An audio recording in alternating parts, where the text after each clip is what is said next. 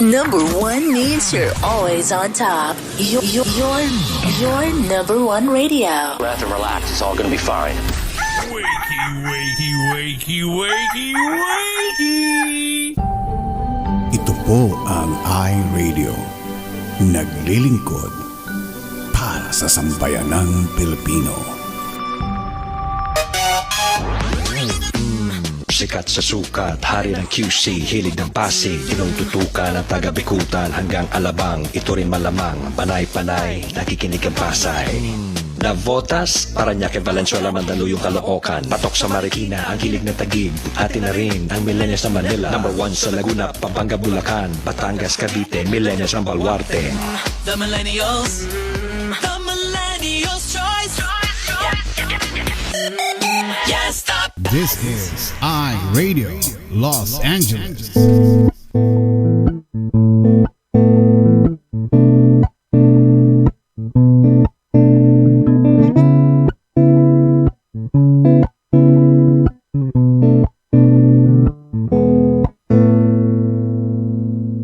Ikaw ba ay mayroong mga problema? Madalas malungkot kapag nag-iisa. May alam akong sa'yo ay magpapasaya, at siguradong lungkot may mapapawi nila. Salita ng Diyos binabahagi nila upang tayo ay mapalapit sa Kanya. Kaya naman halika na at manood na sa iRadio, at tiyak ikaw ay liligaya. iRadio, I'm sure sasaya ka dito. iRadio, ang pagpapala ay lalapit sa'yo. Hindi ka magsisisi, yan ang sigurado, at tiyak problema ay malilimutan mo. iRadio, I'm sure sasaya ka dito. iRadio, ang pagpapala ay lalapit sa'yo. Hindi ka magsisisi, yan ang sigurado, pangako. Sa iRadio, mga host ay nakakamangha. Talagang full charge, hindi nakakasawa. Mga blessings ay binabahagi nila, kaya si Lord talagang pinagpapala sila. Dito ay talagang talented ang lahat. Mapakanta o sayaw, hindi nagpapaawa. Kaya't halika na sa iRadio, tumutok ka na upang ang araw mo ay maging masaya. iRadio, I'm sure sasaya ka dito. iRadio, ang pagpapala ay lalapit sa'yo. Hindi ka magsisisi, yan ang sigurado, at tiyak problema ay malilimutan mo. iRadio, I'm sure sasaya ka dito. iRadio, ang pagpapala ay lalapit sa'yo. Hindi ka magsisisi, yan ang sigurado, pangako.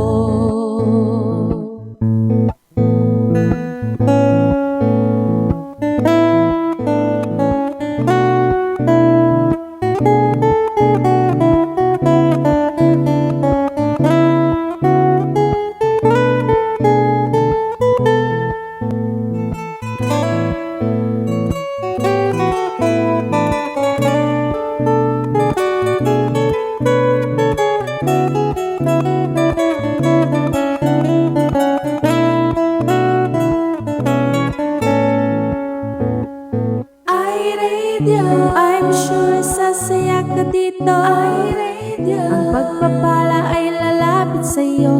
Hindi ka magsisisi, yan ang sigurado, at tiyak problema ay malilimutan mo.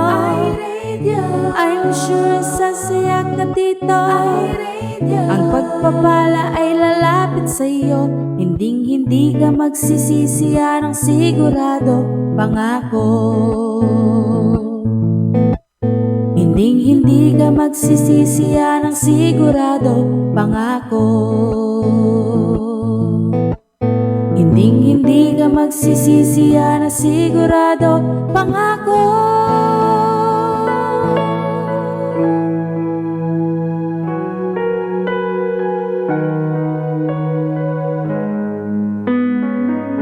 Alright, thank you so much, Powerhouse Worship. Di ka nagkulang, magandang umaga Metro Manila at buong Pilipinas. Ito po ang iRadio, araw po ng Sabado, August 20 po dito sa Los Angeles. At sa inyo naman ay linggo ng 21. Ayan. At napakabilis ng panahon. Natapos na natin yung ating isang linggo. Ngayon naman ay umpisa na naman ang linggo natin starting tomorrow dyan sa inyo. So talagang di na mapipigilan ng araw, ang oras. Ano? At tuloy-tuloy at hope by next month, bare month na. So ayan, isang linggo na naman po natin pagsasamahan ngayon, itong ating Bible study, weekend. Doon sa mga hindi po makapag-church ngayong araw na ito, ay samahan natin ninyo kami para may pagpatuloy pa rin natin yung pag-worship sa ating Panginoon. Ang ganda ng topic ni Pastor Sunny kagabi, di ba? Yung meron tayong responsibility na dapat natin gagawin bilang isang Kristiyano. Ano yun? Ang mag-worship sa ating Panginoon. Kaya itong araw na ito ay dapat nasa church tayo, pero kung meron kayong mga kadahilanan na personal ninyong kadahilanan na hindi kayo makapunta sa church, at least ito may supplement na ipagpatuloy pa rin natin ang pag-worship. Pero iba pa rin po ang nagpupunta ng church. Tandaan po niyan. It is an obligation of a believer of Jesus Christ. So, again, itong araw po na ito, makakasama natin Pastor James Valdez para ito sa ating Bible study itong araw na ito. Uusapan po natin ay napakagandang topic po ngayon. Pero bagong lahat, yung aking partner dito ay nandoon na naman, nanonood siya. Titingin-tingin ka pa dyan? Ayan. Meron siyang mga meron siyang mga kinukot-kot ng mga kung ano doon. Ewan ko ba? Mga babae talaga. Hindi natin di mawari kung ano yung gusto niya mangyari doon. Inaaway pa ako. Pero tawagin na natin si Pastor James. Kung ready na siya. Andiyan ka na ba, Pastor James? Let's see, okay na ating yan. Ayan. Ayun. Huwag na natin ubusin yung oras kasi baka maubos yung oras ni Pastor James. Huwag na natin ubusin yung oras. Ayan. Uy! Pastor gising! Uy! Ayan. Gising! Ayan. Oh. Gising! Patay mo yung audio. Napatay na. Ayan. Tutulog-tulog pa. Aba. Natutulog na naman sa pansitan Mukhang napuyat ka ata kagabi ha. Oo, sabi ito. Yung klase namin, labot kami ng madaling araw, 2:00 ng umaga. Ay, bakit? Meron bang gano'n na klase hanggang 2:00 ng umaga? Pero namin, nasa Pilipinas Ay, gano'n ba? Nako. Iba palang time zone doon. Basta ito. Kaya ba? Kaya ba? Oo, gising na ako ngayon dahil siyempre, ginising tayo ng pastor natin. Ganun ba? Mainam yan. Pero bago ka mag-umisa, batiin muna natin yung mga magjo-join sa ating ngayong araw ito, manonood nagba-Bible study din sa atin, Si Eka Andes Velasco, si Glenda May, andyan siya, Yam A. Orobet. Yum donut. Yum donut yun. Masarap yan. Ina Maria, si Mami Ina Maria Carmen. Ayan. Magandang umaga sa inyong lahat dyan. Kahit konti tayo rito pero okay lang, di ba? Hindi naman nakukuha sa paramihan yan Yun. Ay, bumati ka naman. Magandang umaga po. Magandang araw po sa inyong lahat dyan. At sana po ay maganda po ang inyong paggising. Rise and shine. Rise and shine. Umaga doon, 8:00 ng umaga, 8:50 ng umaga doon. Umuulan kaya doon sa kanila? Umuulan ba doon? Ano ba ngayon? August na. August, tagulan na. At saka yung pasukan ng mga eskwela, yung mga estudyante, napakamahal daw ng tuition fee, kaya nagbibigay daw ng ayuda ang gobyerno na magkano ba? 1,200 ba? 1,500. Hindi ko lang sure. Pandagdag na pan-tuition fee. I mean, pangbili ng palitan ng mga school supplies. Yun. Buti sana kung kaya siguro tumaas ang edukasyon dahil nga sa sa mga aparatos, naging high-tech eh. Hindi lang Hirap ba? gumagamit ng chalk at the blackboard. Dito rin sa atin, di ba? Oo. Nagmahalan din ng mga tuition fee. Kaya, Di kagaya ngayon noon chalk and blackboard. Oo. Kaya nawawala yung mga chalk dahil kinakain ng mga chalk. Oo, magandang araw po sa inyong lahat at sana po ay pagpatuloy tayong pag-aralan ang ating yung ating tungkol sa Revelation. Ganda ng topic mo ngayon. Ha? Inunahan na kita. Binasa ko na yun. Binasa naman yun. Doon pa lang sa verse 1 maaaring siguro magkakaroon kayo ng discussion dito kasi these are facts that these are words coming from the Lord na makikita natin dito sa libro na binabasa natin and where in the world ito kasi kaya pag-usapan natin to pero hingin natin muna ang karunungan ng Banal na Espiritu upang sa ganun nga makita natin at maunawaan po natin ang ating pag-uusapan ngayong umaga. So, inanyayahan ko pa yung lahat na tayo po ay manalangin. Okay? Magandang araw po, Panginoon Diyos. Salamat man po sa bagong araw, bagong chance sa bagong buhay na pinagkulob niyo sa amin lahat.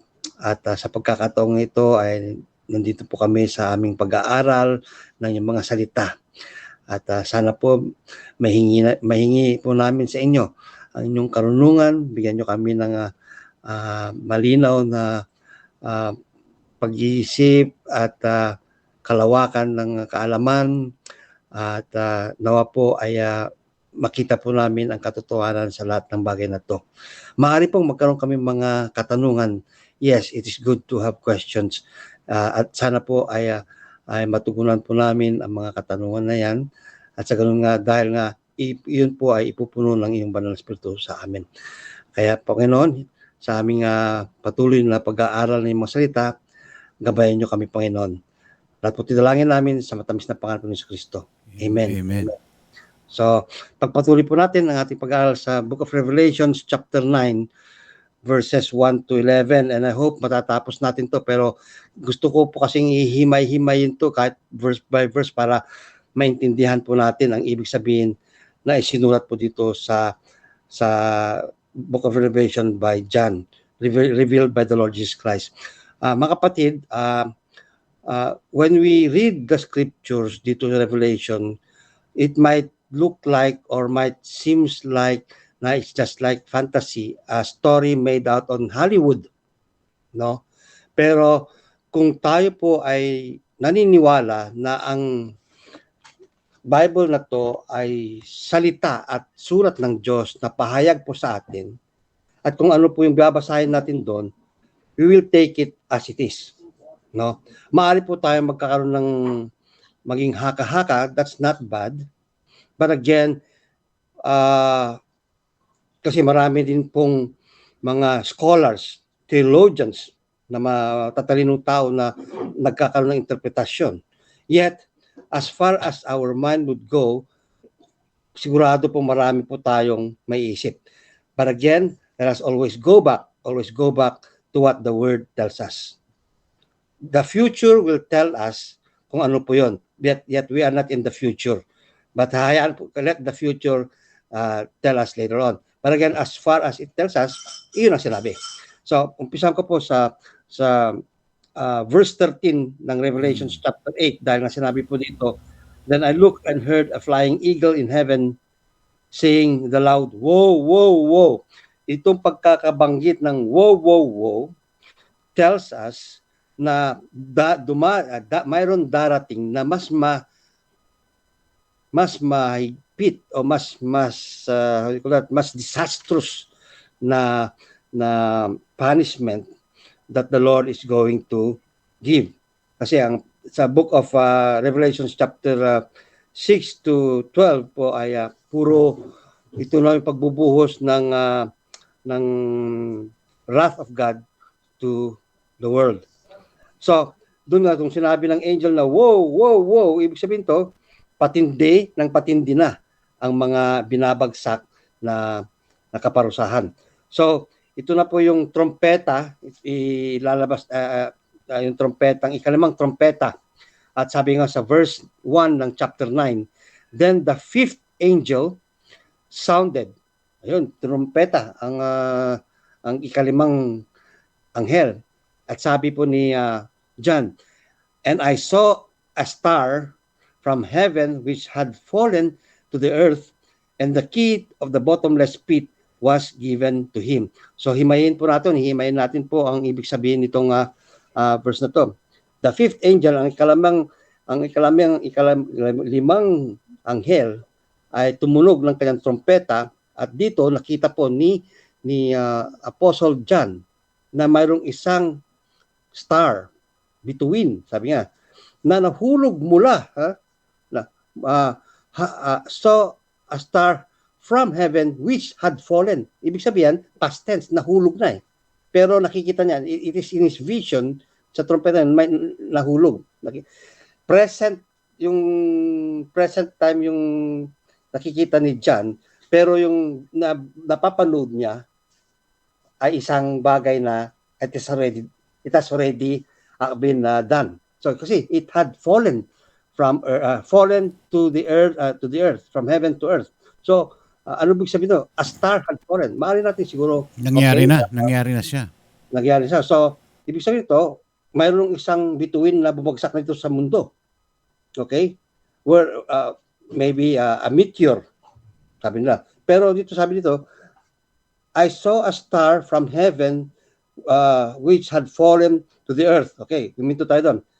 And the key of the bottomless pit was given to him. So ibig sabihin ito, when the sentence says, and the key of the bottomless pit was given to him, may susi na ibinigay sa kanya. So kapag binigay sa kanya, we could conclude na it's a being. Hindi po siya bituin, hindi siya star. So, ano tong star? Bakit sinabing star dito sa unang sentence? And I saw a star from heaven which had fallen to the earth. Sino pong star ito? So, we could now say again, correctly conclude that this star is no other than Satan himself. Di ba? Because the other names of Satan would be the star, no? So kasi nung nakagawa siya ng kasalanan, siya po ay pinababa mula sa langit dito sa lupa. So yun ang nakita niya. It was the star. At sabi po doon sa second sentence, and the key of the bottomless pit was given to him. So ibig sabihin niyan, mayroong susi na ibinigay to him. So kung to him yan, it's a being. No? Hindi pwedeng, sana given to the star, we could always say na it's always the between, the star in heavens. Pero ito, it's a being. So now, dahil binigay sa kanya ang susi ng bottomless pit. Now, bakit may bottomless pit dito sa mundong ating tinitirahan? Okay, Google, alam mo naman ang Google, very high-tech na tayo ngayon, has covered the entire earth picturing. Pinipicturean niya yan so that para makita ang eksaktong, how do you call that, area, navigation, and so forth, ang mga land masses and so forth. And they seem to have seen, no, pictures na mayroong mga lupa na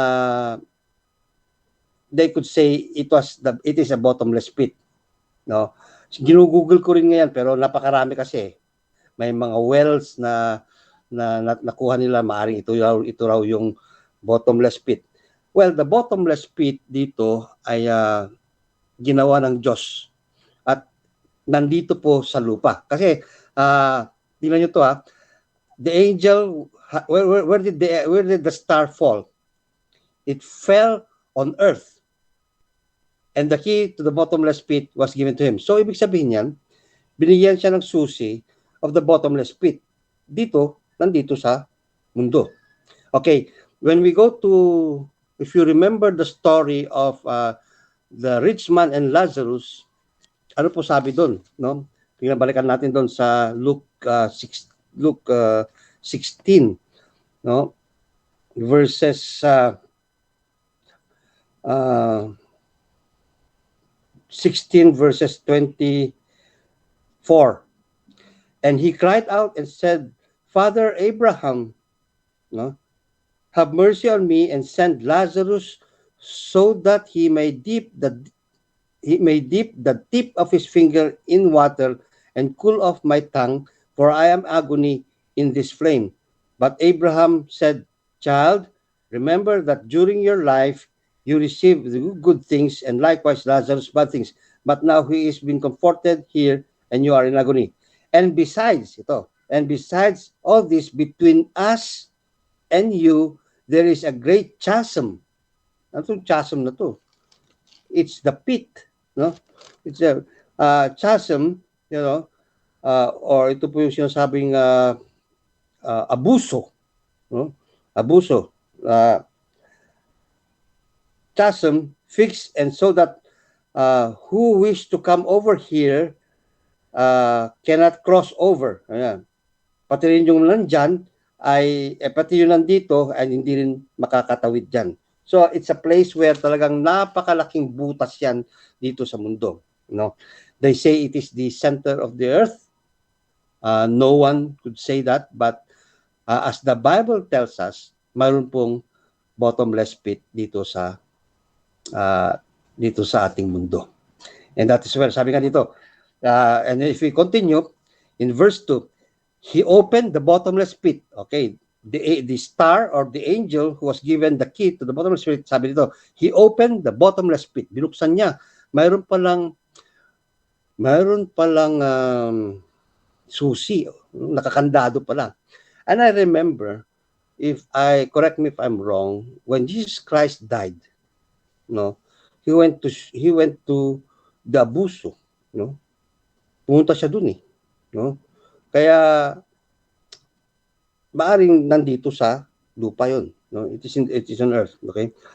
Then sabi niya, he opened the bottomless pit and smoke went up out of it from the pit, like the smoke of great furnace, and the sun and the air were darkened by the smoke of the pit. So kita niyo to it's just like a volcano, no, who is waiting to erupt, no?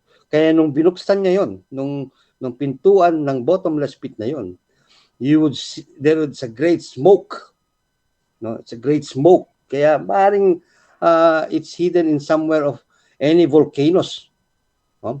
Any volcanoes yon, no? Or kasi ang mga volcanoes which are dead volcanoes na, wala na yung lava, it would be very open pit na yun. Open pit na talaga yun eh. Very open pit na yun. And if you open that, no, marami ng mga of course, mga naipon na usok, no, usok. So well, you could just go as far as our imagination could do as far as what the Bible tells us. So sabi rito, he opened the bottomless pit. So it was him only. So kung sino yon, maybe Satan was only the one who was given the key to open that. Why cannot he open the pit now? No, para ilabas niya yan. Hindi, wala siyang kasing pahintulot pa eh. Wala pa siyang pahintulot sa Panginoon Diyos. Only God could tell Satan, okay, it's time for you to open the pit. At hanggang walang signal ng Panginoon Diyos, hindi niya mabubuksan yun. No. She opened that bottomless pit, and smoke went out of the pit like a smoke of great furnace, and the sun and the air were darkened by smoke of the pit. So, well, marami po tayong experience. Remember Taal a few months ago or last year when he spew his smoke. Makita niyo po na dumilim.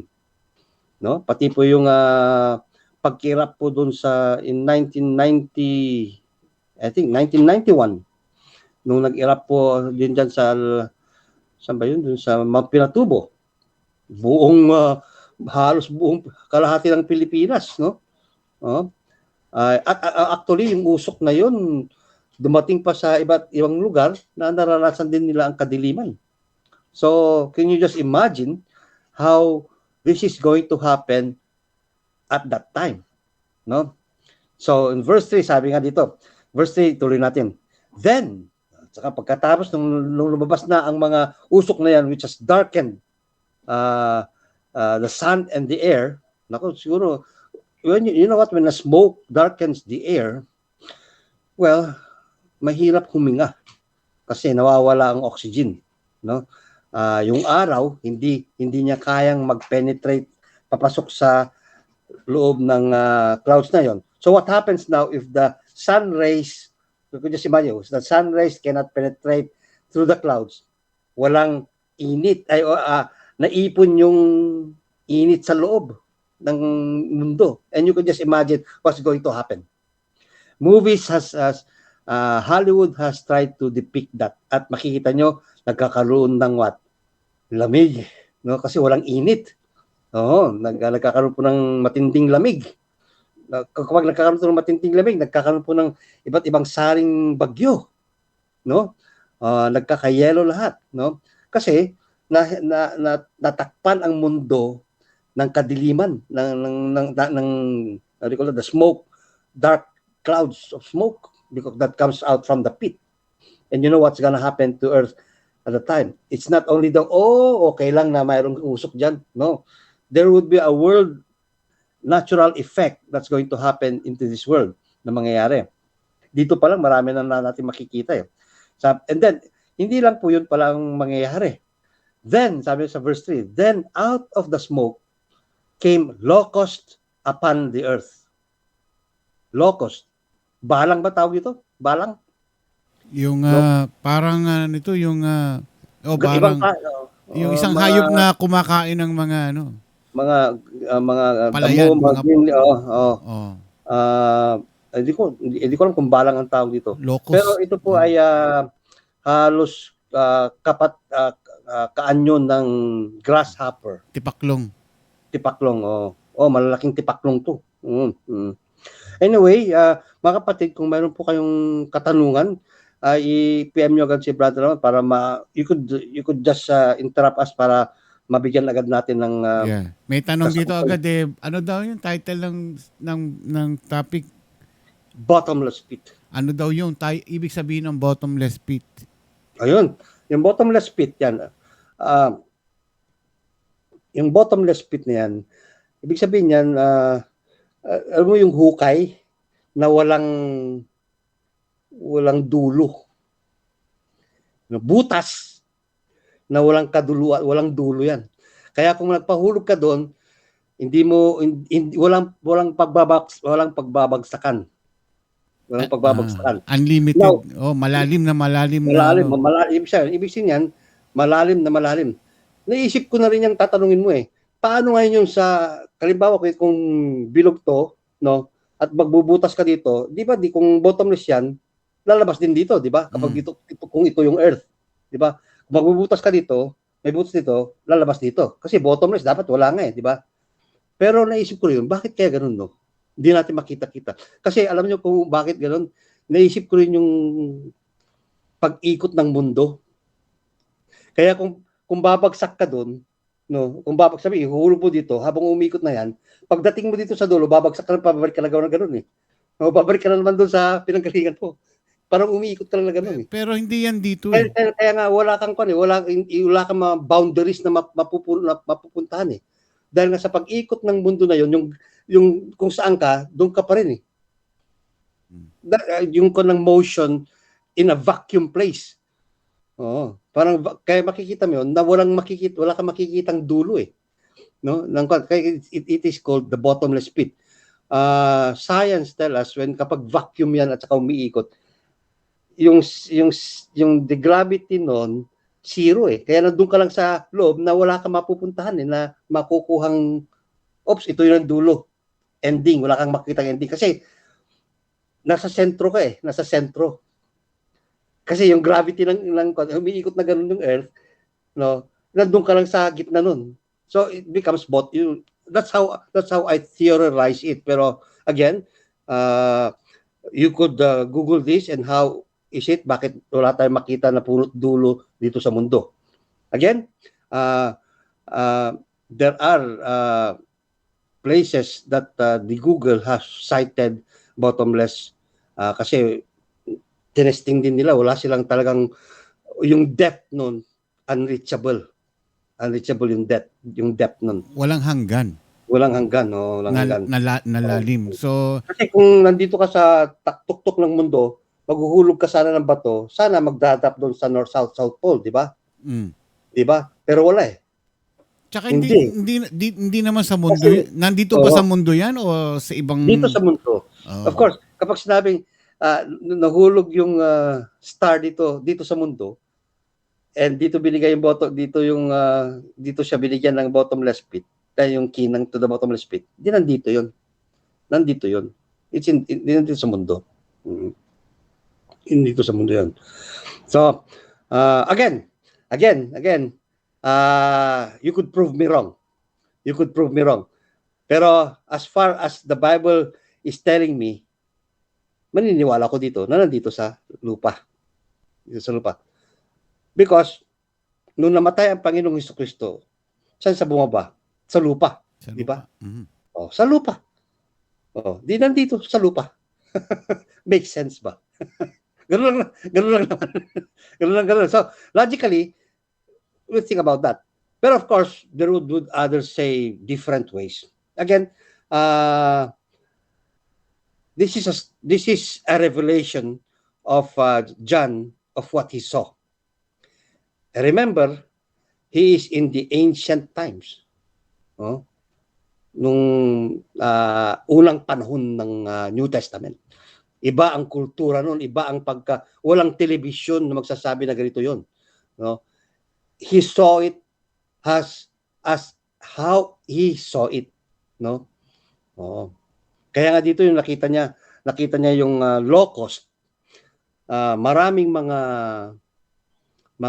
scholars nagsasabi na ito raw yung mga eroplano. Oh, mga helicopter.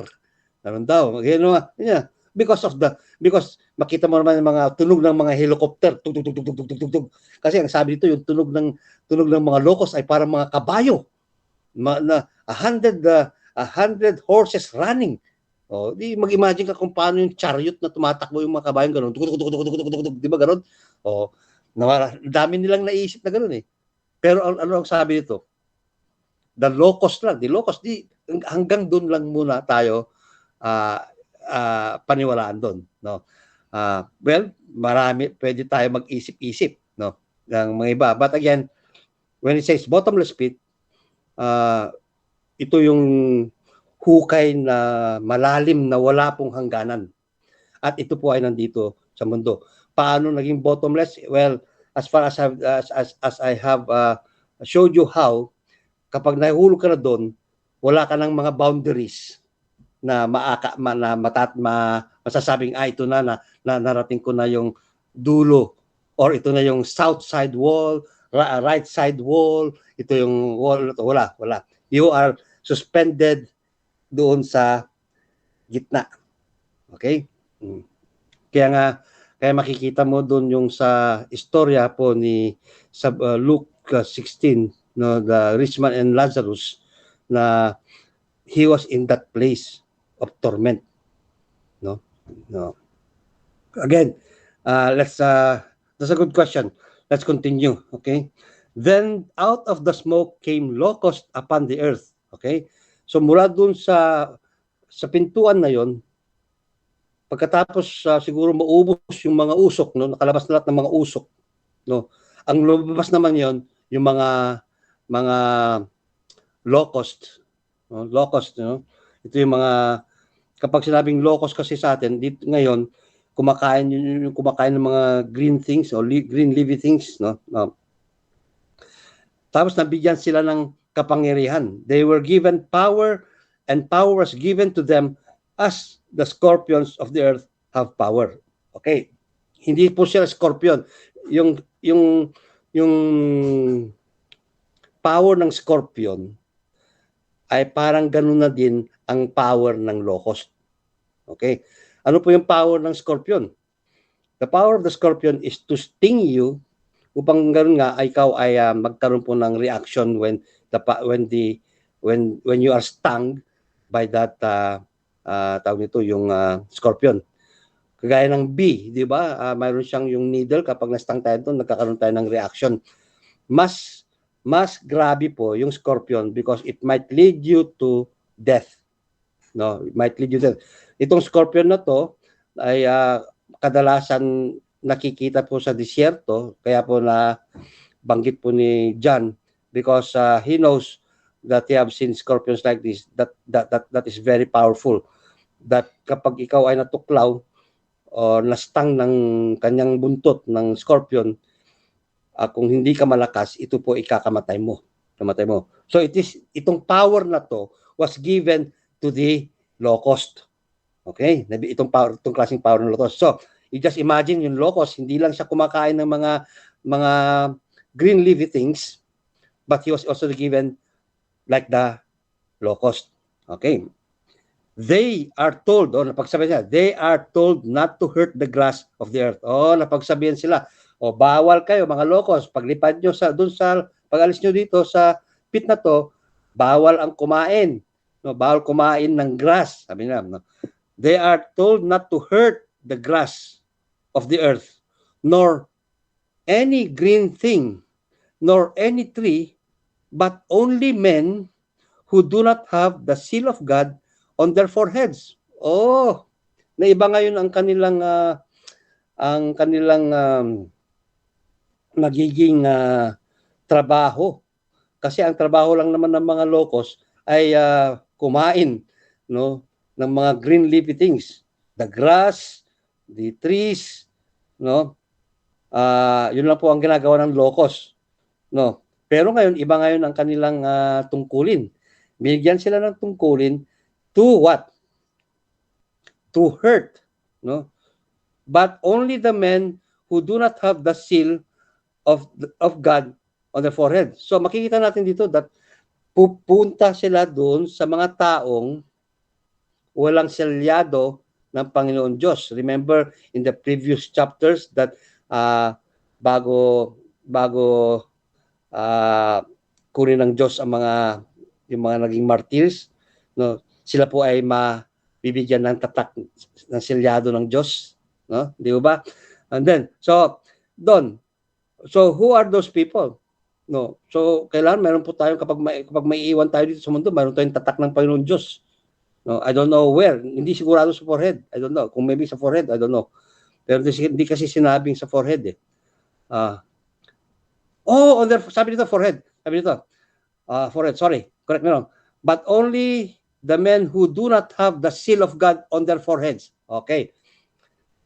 The seal of the 666, yung 666 is also either in the forehead or in the dito sa ating forearm. Okay? That is the sign of the doon ilalagay ang senyalis ng 666. Yung there's another term for that, the seal of Antichrist. Antichrist, the seal of the Antichrist. Thank you, brother. The seal of the Antichrist dito rin sa forehead or on the forearm, no. Pero the seal of God is also in the forehead. So magkakaiba sila. Makikita yung forehead mo 666, yung sa Panginoon 777. Kasi 7, ang alam ko 7 ang Panginoon, pero I don't know how. Maybe it's the dove or the Holy Spirit sign. I don't know, whatever seal is that. Pero magkaiba sila, no, magkaiba. So it will be also on the forehead. Makikita yan. So ito po ang tungkulin ngayon ng mga locust, is to search for those who have the Antichrist seal. Kasi kung mayroon kang seal ng Panginoon Diyos, you are saved. You are saved. You remember the Passover? The Passover? Di ba? Sabi ng Panginoon, yung dugo ng lamb na inuutos ko sa inyo, yung lamb na malinis, ipahin nyo doon sa doorpost nyo. At kung nakita ng the angel of death yon, lalagpasan niya yon, kaya Passover. Okay? Dito naman sa panahon natin, by the blood of the Lord Jesus Christ, no, we are saved. Dahil sa kanyang dugo, tayo po ay maliligtas. Oo. Oo, sa future, sa future na sinasabi natin sa Book of Revelation, sinasabi sa mga hindi yung mga taong naiwan dito, o tayo, kung tayo po ay naiwan dito, mabibigyan din tayo ng selyado, the seal. So, when the locust comes, he will pass over you. Kung mayroon kang tatak ng Panginoon Diyos. Okay? So makikita doon, yun po ang makikita natin ang Passover on the olden times, sa Old Testament. We have a Passover here in the New Testament, which is the Lord Jesus Christ, and we have a Passover in the future, which is in the Revelations, which the locust will overpass those people who have the seal of the Lord God. No? Okay. Sa verse 5, and they were not permitted to kill anyone. Oh, sabi siguro yung grasshopper, next, sayang, pagkakataon ko na to. And they were not permitted to kill anyone, but to torment, but pahirapan or to torment for 5 months. Mahaba-haba din yun, 5 months, and their torment was like the torment of a scorpion when it stings a man. Okay. I don't know. I have never experienced to be stung by a scorpion, and I would not, hindi ko po ambisyonin yun dahil baka di masakit eh. Yung bee na lang, masakit na eh. Naranasan ko na yan, bee na lang. Ay masakit. Kaysa yung stung scorpion, ng locust, like a scorpion. Masapap di. So ibig sabihin nito, no? And they were not permitted to kill anyone. So ibig sabihin, walang mamamatay. Walang mamamatay. But they are going to be tormented by the locust for 5 months. Imagine that. Ma-stang ka na ngayon dito. Oh, man, ang sakit. Bukas siguro, nakakaraos ka na. May stang ka na naman. For 5 months, they will torment a person, those who doesn't have the seal of God. Can you just imagine that? That's only the 5th trumpet. Pang-5 trumpeta pa yun. May 2 pa. May 2 pang trumpeta na ibibigay torment. Iyon pa lang eh. Siguro nasurpass mo yung mga earthquake, nasurpass mo yung mga tubig na mapapait, nasurpass mo yung mga sunog. Wow! Victorious ka. Ito kaya ngayon.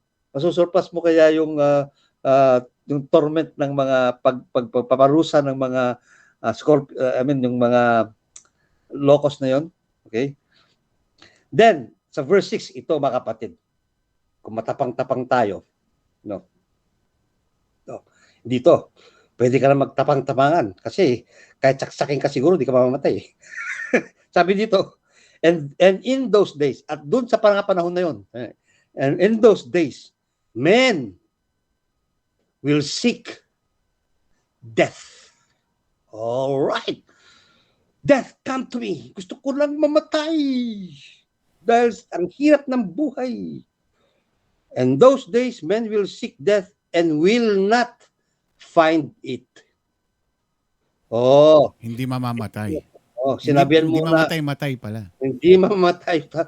Kasi, sinagsabihan si Angel of Death, pahinga ka muna. Oh. Take time off, nagbakasyon muna si Angel of Death eh. Kasi kapag the Angel of Death comes, siguradong patay. Di ba? Pero kapag walang Angel of Death, hindi mamamatay kahit anong gagawin mo. Kasi death is not there. So, sabihin torture tong aabutin ng tao. Talaga, 5 months. Sa loob ng 5 buwan, ang tao ay matotorture. Gusto niyang mamatay sa sobrang hirap pero hindi siya mamatay-matay. Hindi siya mamamatay. Even though they will seek death. Kahit sabihin mo, gusto ko lang magpakamatay, gusto ko lang mamatay, hindi ka mamamatay. Yan ang parusa na mangyayari sa isang tao na walang Diyos, wala siyang tatak ng Diyos. Pero makikita nyo doon sa panahon na yon, mayroon din may mga tao may tatak ng Diyos na hindi sila naghihirap. Kasi hindi sila tinatamaan ng yung locust. Hindi sila na-torment for 5 months. No? And those are the people who are going to continue the work of God sa panahon na yun. They are the ones who's going to help these people. Pero tingnan nyo, anong mangyayari nun? Kung tutuloy natin dito, I pray, we should pray for those people na magbalik loob sa Diyos. Pero sabi dito sa Bible, hindi eh. So, yun. Pero ituloy natin. And in those days, men will seek death and they will not find it. They will long to die and death flees from them. Okay. Gusto nilang mamatay pero death is not there. Kasi hindi po mamamatay ang tao kung walang nandun yung magpapaintulot na mamatay ka eh. It is only the angel that will say, okay, kukunin na kita. Then you will die. Pero wala eh. He will flee.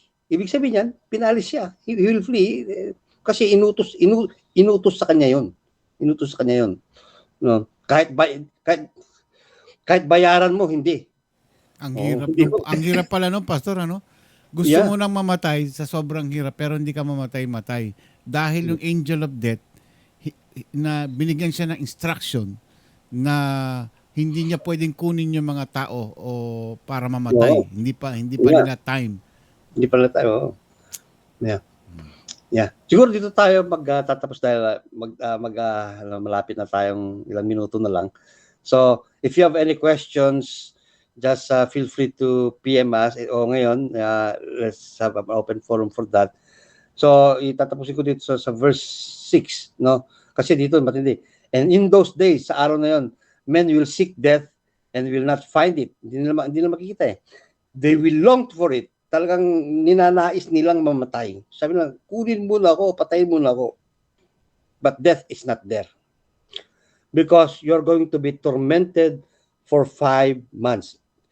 Yung mga one day na siguro ma-overcome mo yung sakit na yon dahil sa sobrang pag nandun na yung nawawala na yung sakit, torment ka, siguradong makakagat ka na or you'll be again stung by another locust. Kasi sabi, yun ang utos eh. Torment them for 5 months. At hindi lang isang locust yan.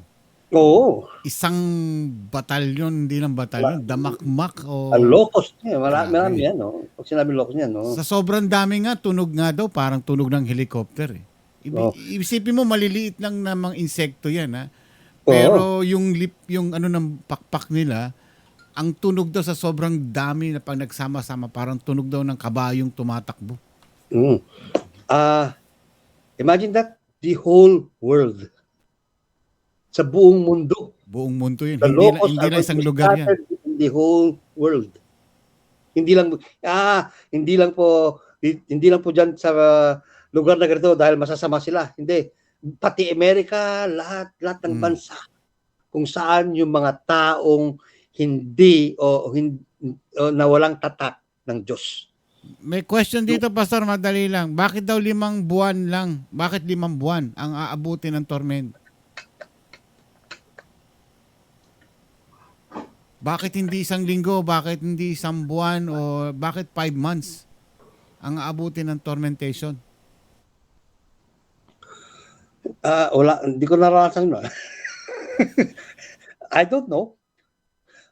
Kung bakit 5 months ang sinabi nito, there must be a reason why. But 5 months is long. Bakit 1 week lang? Alam mo kung bakit isang araw, isang linggo lang? Kayang-kaya natin yan eh. Bakit nga 5 months? 5 months kasi yung tolerance mo yata is more, nandun na sa limit. I don't know. That's a very good question and you have catch me on that. Na-catch mo. I will research bakit 5 months? Yung gusto ko eh. Because God knows very well why bakit 5 months. There's a reason why. Pero maganda yung tanong mo. Very good. That's a very good question. Bakit 5 months nga lang? Bakit hindi lesser or that? Kasi napakahirap naman talaga. You know what? Kasi they deserve to be punished. Those people, or kapag isa tayo doon, we deserve to be punished. We deserve to be punished more. Buti nga 5 months lang eh. To give you time to repent. Pero yung after 5 months, yung mga nakasulat dito, they never repented. Kakalungkot. No. Kasi kung 1 week, kayang-kaya ko yan. It's okay. Bakit? 1 week, itignan nga natin nga kung kaya natin yung 1 week pa nga eh. Baka sa 1 week pa nga, naghihiyaw-hiyaw na tayo na gusto natin mamatay. Mamatay. Kaya nga 5 months, because really, it has to get into your system of full repentance. So after Kasi, 5 months, pwede nang mamatay. Ganun. Maaari na siguro. But again, ituloy natin, basahin kung bakit, no? Kung bakit, no? Ano mangyayari? Ano mangyayari? Yeah. We just don't know. Kasi, kung babasahin pa natin to, marami pong mangyayari. Mangyayari nun. No? Hindi lang kasi ang effect nan is worldwide, and I don't know how it would look like. How it would look like. It would be a chaotic one. Those people who have the sign of God will be the people who are going to help those who are in torment. Okay. There will be help to ease the pain. Makita nyo, nandun pa rin ang grasya ng Diyos.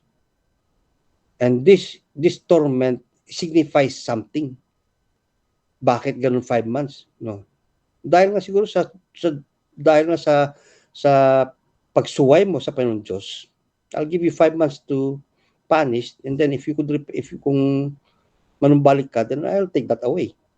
So ganun, and there's so many things that God knows about that. But again, we just pray na kung tayo ay nandun sa mga panahon na yon, let us make it sure na mayroon tayo yung tatak ng Diyos. Kasi unang-una kasi matatakan dyan yung mga antichrist Yung gustong sumama sa antichrist dahil yun yung una Yung una. Kasi dun muna kasi itetest ng Panginoon Diyos kung sino talaga para sa kanya sa panahon na yun Kasi itetest niya kung ikaw ba para sa akin or pupunta ka dun sa kabila. So, ayan niya muna yung freedom na yun. Freedom sa atin yan. The choice na yun sa atin. And then, pagkatapos na lahat ay pumunta, kung yung mga iba pumunta doon sa kabila, yung maiiwan, ang Panginoon Diyos, tatatakan niya yun. At saka, siyempre, gagamitin niya yung mga tao na yun. Kaya hindi pa sila mamamatay Gagamitin ng Diyos pa rin yun until the end, hanggang sa pagbabago ng bagay, ng mundo. Kasi, let us always take into consideration how God feels when He pours out His wrath.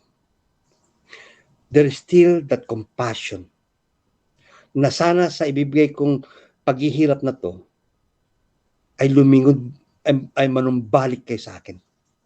And I will gladly bring you back to myself. Kagaya ng how do you call that, the prodigal son. He will always welcome you. Kahit na. Kaso nga, sa ating babasahin nito, tatakbo sila, lalo pang gigilatayin ng sama ang mangyayari. Yeah. So makikita nyo hanggang pa nga sa huli even though God is pouring His wrath, nandun pa yung pag-ibig niya na sana, ang actually God is praying na sana po kayo, sa makikita nyo itong paghihirap na to, manumbalik kayo sa akin. Kaya dito napakaganda po ang istorya po ng Revelations na to. Again, it's not hindi po to Hollywood story, dahil ito po ay sulat ng Diyos, ito po ay pahayag ng Diyos sa atin kung ano po ang mangyayari sa kinabukasan. Sa darating na panahon. Yeah.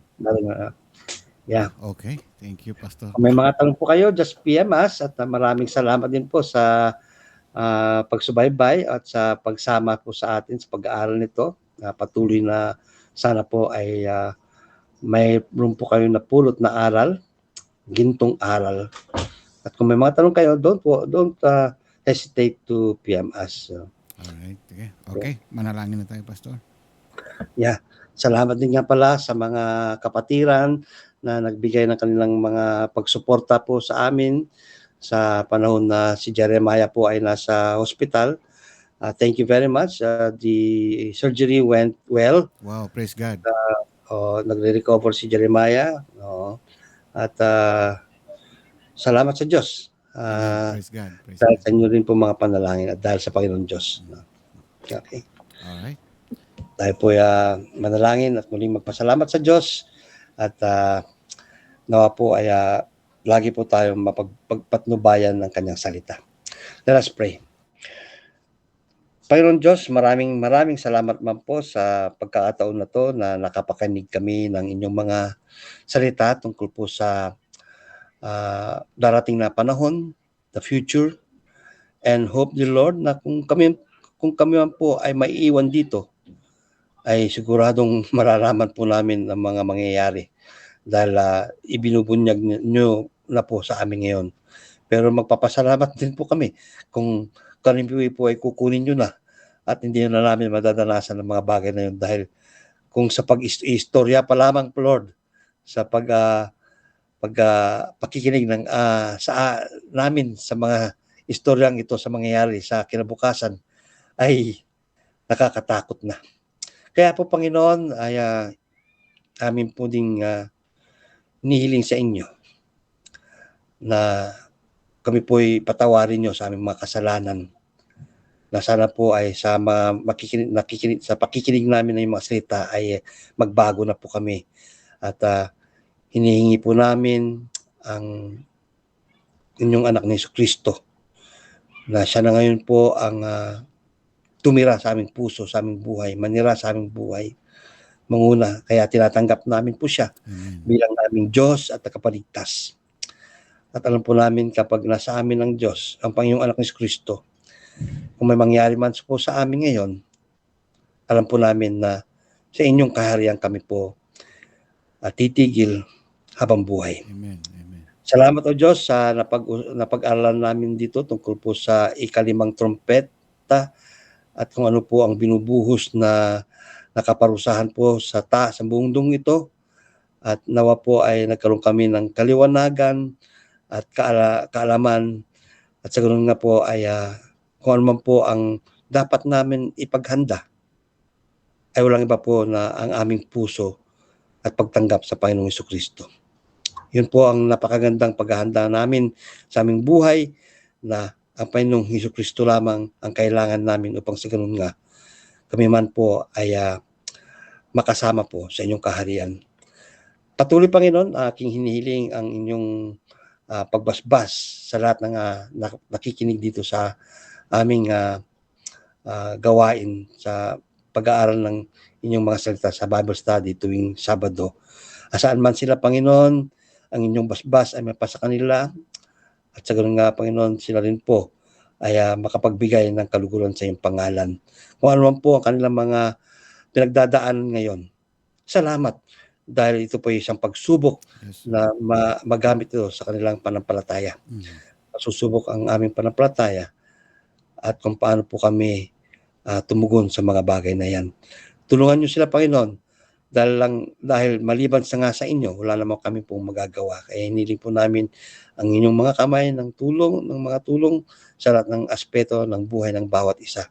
Sa larangan po ng aming ekonomiya, sa aming relasyon, sa pamilya, sa aming mga kaibigan, sa aming kamag-anak.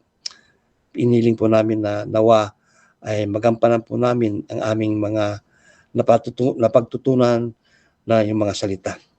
Salamat din po sa iRadio, sa pangunguna po ni Brother Ramon at Sister Karim na ang kanilang puso ay lagi pong handang ihatid ang magandang ebanghelyo pamagitan po ng internet na to o social media na to. At ganoon nga, salamat sa mga kapatiran na dumulog din po sa Panginoon Diyos na maging successful din po ang surgery ni Jeremiah at yun nga ay pinagkaloob ng Diyos ng success sa nangyari po kahapon at ngayon po ay siya po ay nag-recover, patuloy na lumakas siya at makabalik po sa gawain. Salamat o Diyos at ganoon nga ang aming paghiwalay na naman po ngayon, kung ano naman po ang aming mga gagawin ngayon, patuloy na hiningi po namin yung gabay at patnubay. At lahat po ito'y dalangin namin sa matamis na pangalan po ni Jesucristo. Amen. Amen. Amen. Amen. Okay, thank you, Pastor James. Walang anuman. Kita tayo bukas. Bukas. Mm. May party ba bukas? Ha? May party yata eh. Bakit? Ano meron? Parang, ano? Ay, next week ba yun? Next week? Next week ba yun? Hindi ko alam. Hindi ako na-inform. Hindi ka inform. Ako rin, kaya baka kaliman. Sige. Ano ba, kita tayo bukas? Okay, kita tayo bukas, Pastor. Sige. Ay, Thank you. ay. Goodbye. Goodbye. God bless. Thank you. God bless. Pastor James Valdez, Revelation 9:1-11, parang 9:1:1. Maraming salamat sa share mo ngayong gabi at nakakatakot po ito, no, yung ikalimang trumpet. Ito yung nakita ni Apostle John na ni-reveal sa kanya ni Jesus Christ na mangyayari sa future. Ito, meron bumaksak na parang kometa o star dito sa mundo at nagkaroon ng bottom pit, yung butas na malalim na unlimited ang lalim na walang katapusan daw po ang lalim nito. Para sa akin, ang interpretation ko rito, sa akin lang opinion ito, ay ito yung tinutukoy na impyerno. Dahil ang impyerno ay nasa ilalim At walang katapusang na parusa, walang katapusang puro mga galit, mga sakit ang nandoon. Pero ang sinasabi dito sa Revelation 9:1-11 ay yung anong tawag dito, yung locust, yung parang silang mga insektong malalaki po ito na tipaklong. Eksaktong itsura ng tipaklong pero malalaki siya. Pero ito ay inutusan na huwag nilang sisirain ang lahat ng mga palayan, ng mga damo o mga puno. Yun ay binigyan ng instruction ito ng ating Panginoon. Pero sila ay binigyan ng instruction na para sting ang mga tao. Ano ba yung sting sa Tagalog? Tuklawi, kagatin, Kagatin, parang yung ng mga bubuyog. Yon, yung mga sting pag natusok anong kanilang mga parang karayom. Yon ang gagawin ng mga Holocaust. Sa loob ng 5 buwan, makakaranas tayo ng puro sakit. Hindi lang po isang parang tipaklong o Holocaust ang kakagat sa atin, kundi marami po yan. Magdidilim ang buong mundo, matatakpan ng liwanag sa dami nila at sa dami nila, ang tunog daw po nila ay parang tunog ng kabayo o parang tunog ng helicopter, yung ng paghaspas ng kanilang pakpak. Imagine niyo yan, buong mundo yan ang mangyayari. Hindi lang dito sa Pilipinas, sa buong mundo po mangyayari yan. So nakakatakot po mangyayari. Ito ay mangyayari doon sa mga taong walang marka ng 777, sabi ni Pastor James. Yan yung mark of the God seal yan, yung God seal. Pero yung mga Antichrist, 666, yun ang dadalihin ng mga Holocaust. Kaya sitahin natin ang ating sarili, tanungin natin ang ating sarili. Sino makapagsasabing ako ay ligtas na? Or ako ba ay makasalanan? Kung hindi ka pa nakakasigurado sa iyong sarili, kapatid, ito ay pabala. Ang Revelation 9:1-11 ay babala po sa ating lahat na magbalik loob na tayo sa Panginoon at sikapin natin na maging mabuti na tayo,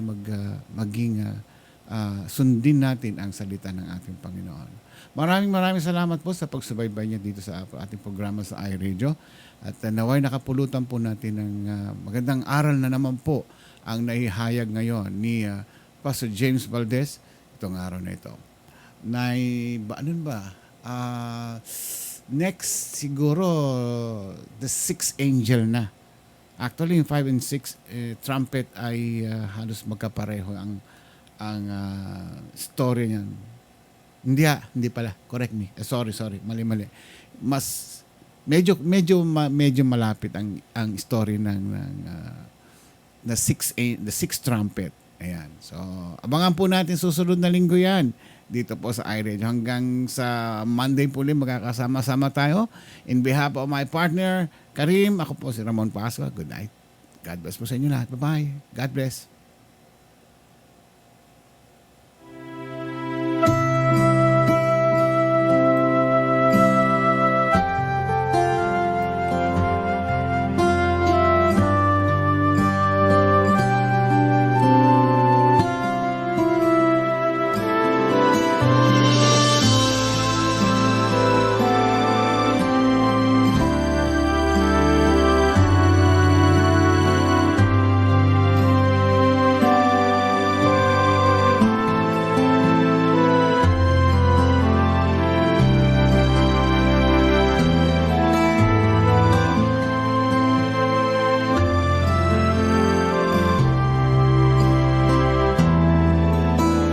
Siya na nagbigay ng bagong buhay, nag-alis ng mga kasalanan, nilimot ang lahat ng aking nakaraan. Bagong pag-asa sa akin ay ibinigay, ipinakita sa akin ang kaniyang layunin, na ako'y magtatagumpay at gagamitin. Saan man pumaroon, siya'y sasama,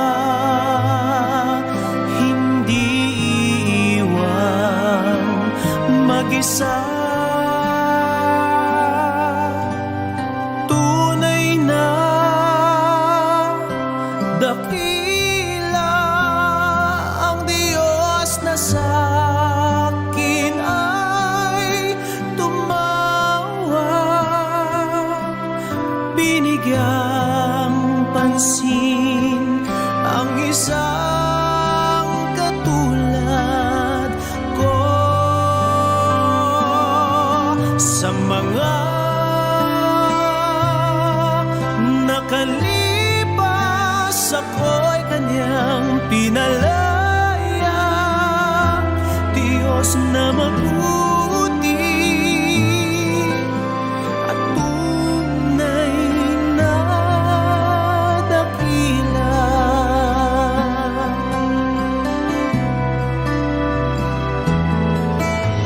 Siya na nagbigay ng bagong buhay, nag-alis ng mga kasalanan, nilimot ang lahat ng aking nakaraan. Bagong pag-asa sa akin ay ibinigay, ipinakita sa akin ang kaniyang layunin, na ako'y magtatagumpay at gagamitin. Saan man pumaroon, siya'y sasama, hindi iiwan mag-isa.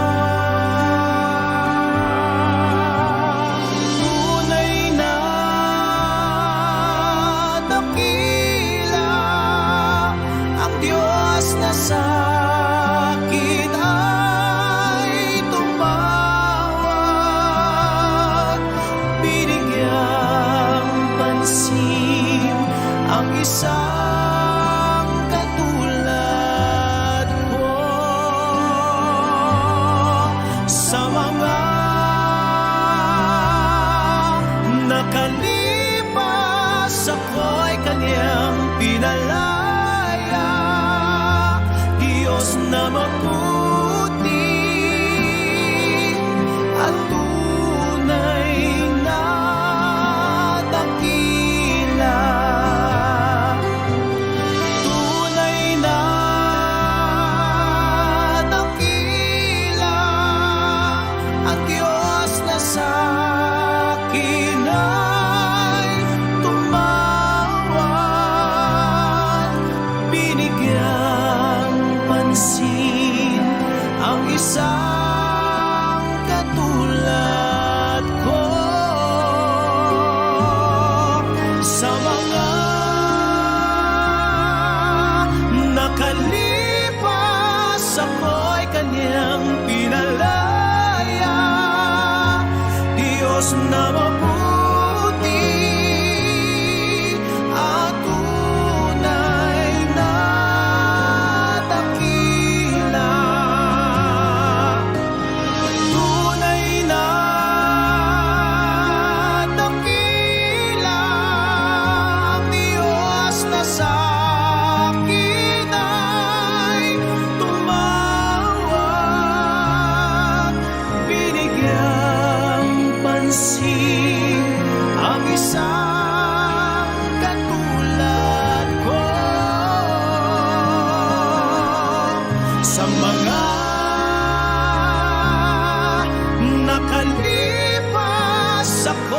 kanyang pinalaya. Diyos na mabuti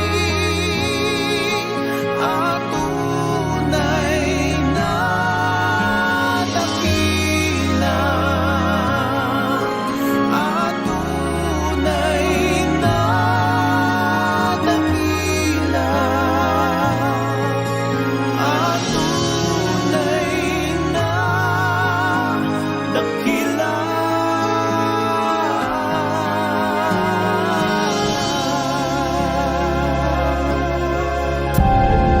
Ito po ang iRadio. Naglilingkod para sa sambayanang Pilipino.